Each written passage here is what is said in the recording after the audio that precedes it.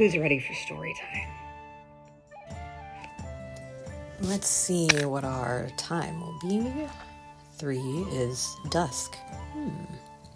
Our season will be springtime. What genre do we have tonight? Realism. And what conflict?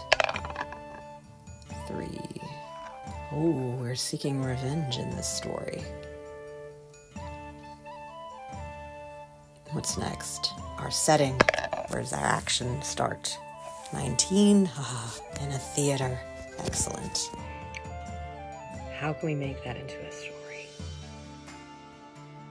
I'll give you the setting, and then you can tell me the story. I'll get you started. If we have our time set at dusk, the end of the day, our season is spring, we're in a realistic genre, not leaning into the horror or the romance or the high fantasy adventure of it all.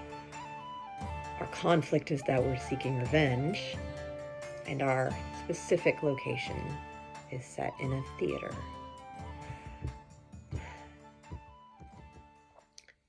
It's getting dark later and later this time of year.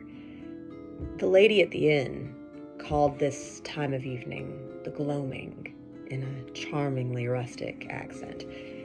It's nice out here in the sticks, except for the crickets that have been driving you crazy since the last thaw.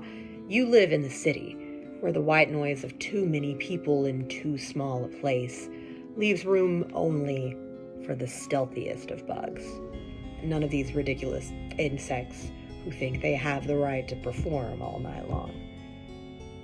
You're looking for a different type of performance tonight, after all. You try to ignore the crickets, square your shoulders. If the information that led you to this backwater town is legitimate, then maybe this whole nightmare could be cleared away tonight. Maybe the dawn will come tomorrow and bring satisfaction with the sunshine. You make your way into the center of the village to what passes for the downtown area. There's a courthouse here, a few little shops, mostly clothiers or notions shops, of course. Many families in this village make their living through some aspect of the wool trade, whether that be by farming the sheep, processing the wool, weaving, dyeing, sewing, tailoring, haberdashery. Still, there's an artsy scene in every town, big or small, and tonight you're heading towards the little theater on the corner. It's next to a bar, of course, as theaters tend to be. You step into the theater's lobby, handing off your ticket to the lad at the door. He takes it with a quick nod and gestures you inside, forgetting about you immediately as he turns to the patrons entering behind you. Good. After all, you didn't exactly pay money for that ticket. It was sent to you in an unmarked envelope with the playbill included, and you'd felt the weight of a familiar sort of rage settle into the pit of your stomach as you read the name of the lead performer. So, you'd said out loud to no one in your tiny kitchen at home. That's where you ran off to. That's where you've been hiding.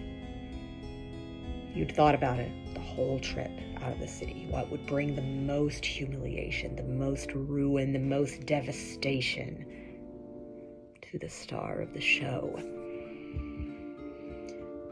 The show hasn't started yet. You're one of the first audience members to arrive, although the theater seats are beginning to fill as you linger in a side aisle, considering your options.